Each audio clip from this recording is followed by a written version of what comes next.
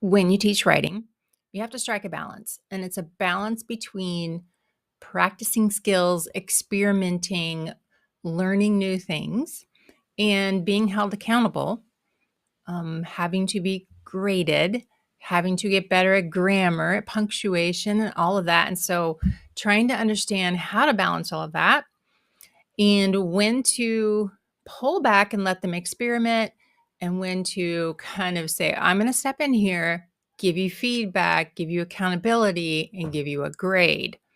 That's what we're going to talk about today. So I'm going to go to my screen and we are going to go through the path of getting to mastery. All right, here's where we've been, here's where we're going. We started with confidence and ownership in the previous videos. I talked about a lesson that I teach on confidence, which we start with voice at the beginning of the year. Super important to start with that one particular skill. And then start to get into workshop where they have ownership of it. You give them leadership skills.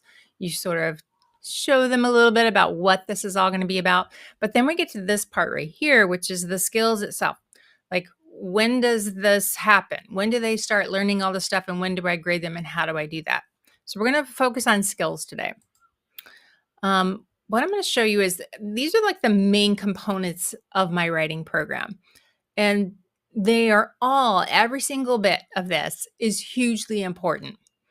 And what happens is that sometimes when we come across a writing curriculum or something, they focus on what's in green down here, which is they have 3 to 4 essays to write a year.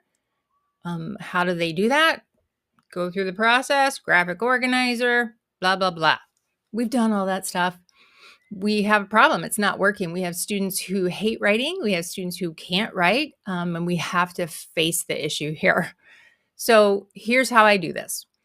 I start with what's called daily sentence combining practice. And those are in my warm-ups. Now, in the warm-ups, we do 3 things every day, and they're very purposeful. I used to do like alliteration warm-up days, like Musing Monday and Terrific something Tuesday and Word Wednesday or whatever. But it wasn't moving the needle. It was just kind of cute. And they could sort of see through it that I was just trying to stall for time while I took attendance and got everybody on board. But you can actually use that warm-up time as part of your skill building time. And here's kind of what it looks like. So there's 3 things that they do every day. Sentence combining, and then they do test prep and a quick write. Let me show this to you a little bit bigger here. The reason why I do sentence combining is that there's research on this, and this is what moves the needle more so than isolated grammar taught in its own separate lesson. It's having them play with the sentences, move them around, see if they can put them together perfectly.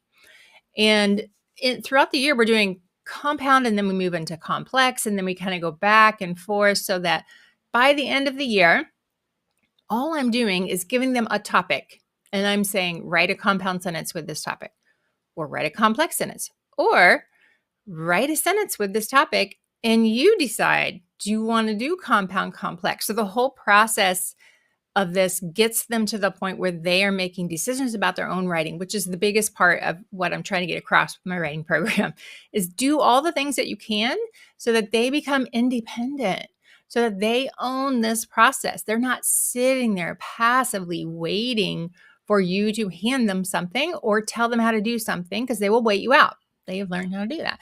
And then on the second one, you're doing test prep. So this is where all the test taking strategies come into play. And we're getting to all those little nitty gritty language standards that we can't ever seem to get to, but this gets it. And what I do is I have the same skill. So if we're doing verb tense, we're doing it for the whole week. So it's one skill so that by Friday, they hopefully should have mastery of it. If you hop around to all these different skills, just doing one here and one there, it's not helpful. Do it for a whole week. And then for the quick write that we do every day, I like to think of this as like the dessert. So you tell the kids that they have to do task 1 and task 2 before they get to their dessert of task 3, because I love doing these. So they can write dialogue. They could, what are these birds saying to each other? They absolutely love writing that stuff. Or they could be a neighbor who stopped by. Like, it's all about perspective. What's the point of view here? And practicing with skills before they ever even realize that they're actually doing it. And then you can pull out some of their quick writes as examples when you get into workshop writing, which we'll talk about. Let me hop back here. All right. So every day they're doing this, and it's purposeful. And I'll tell you later how this actually connects to writing an essay. It's very important. So then we move into the weekly workshop. And one thing I want to point out here is that this word that I'm using over and over is that it's daily sentence combining practice. It's weekly writing skills practice. So here's what we do in our workshop. We have the 6 skills, and they're in priority, less of like what's most important. And I spend the most time on the first 3. Those will give you the most bang for your buck for all different modes of writing. Voice is going to give you confidence. Hooks will get you into any kind of piece of writing, essay, informative, argumentative, whatever. They have to practice that one over and over again. And then once they get it, their essays are so much quicker to get started because they've done this so many times that they're used to like all the words that I use to explain it. Sentence complexity, that is super important for your essays because that's the heart of it. I'll get into all of that later. Now, figurative language, vivid imagery, show, don't tell, great for narrative. But if you started your year off with, hey, let's do this lesson on show, don't tell, it's such a kind of minor skill that isn't building on anything. There's no rhyme or reason for doing that. I do all of these in a certain order.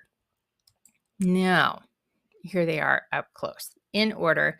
I would say these first 3 I give the most time to, and then start touching on these when I can. And oftentimes as teachers, we lean on these last 3 because they kind of are in the fun category. Like, you can do a strong verb lesson. That's always fun, and it is necessary. But I would also dip back into sentence complexity whenever you can. Dip back into hooks whenever you can. And when you see the engagement start to drop off, then go back to a voice lesson. All right, so daily sentence combining, weekly writing skills in the workshop time, and then consistent CER practice. There's that word again, practice. So anytime that you're not doing warm-ups, you're not doing weekly writing skills, and if you're not doing an essay yet, do CER. Do it this way, that way, do it every single activity you can get your hands on, and use it for every subject that you can think of. And so I have this up. The kids understand CER, and I do want to talk for just a second about, I have replaced the RACE strategy, restate, answer, cite, and explain, with CER, because I don't want my students to get so hung up on trying to memorize acronyms and when to use them and for what reason. And one year I did this when I was doing RACE for fiction and CER for nonfiction. And then they would just get too hung up of like, are we doing fiction? Are we doing nonfiction? Do I do RACE? But they're like the same thing. I mean, they really are. Because a claim is an answer to a question. And when you state a claim, you naturally restate the question because you say it all in one sentence. And so to me, the claim, evidence, reasoning format works for virtually everything. And when we get to the transfer of knowledge, I'll talk about how it works in history and science and math and all of that. So the more that you can do this with them, the better off they'll be in all subject areas. Let me show you some stuff that I do with them. When they're really, really trying to grasp how to do a short constructed response to something, I start with emojis because I love them. So I have this activity where they drag an emoji to a box, they name the character's name, and they're just filling in these little boxes here a little bit at a time. And then they can get approval, like, yes, that looks good. You have your evidence. You could put a little digital sticker on there, however you want to do it. Then have them rewrite it into their own paragraph down there. So it's a mixture of emojis, short sections at a time, getting approval as they go along, and then writing it. And then they'll start to get a grasp on this. So you can move into some other things. So I do a deconstruct an essay kind of activity with them to understand what CER is. They find claims and evidence and reasoning in different short little one-page essays, and they do this in a group. It's really important for them to construct knowledge themselves instead of just sitting there passively waiting for you to say, here's what a claim is, here's what evidence is. I mean, I would start with this activity before I even show them the CER like anchor chart. Just have them explore it and then give them the information. We do pictures with it. And then I'll show you here, like I'll give them a question and then I will give them the evidence and then they have to fill in the rest. And then we'll do the same topic. This time I give them the claim and now they have to go research and find some evidence that would support that claim. So you kind of do CER, like I said, in every single direction that you can think of. And then we move into our essays, which are taught in 10-day blocks. And at this point, this is where we get into, we're starting to learn the skills, right? We are doing these daily things with the warm-ups. We're doing weekly workshop. We're doing CER at every moment, but are we grading them? Are we giving them feedback yet? Are we telling them what they're doing wrong? Like, how do we approach them with this? We're going to take a pit stop here. And that pit stop is going to be in this next video up here. We are going to dive into feedback and grading. And I will tell you exactly how I do that. And I'll meet you over there.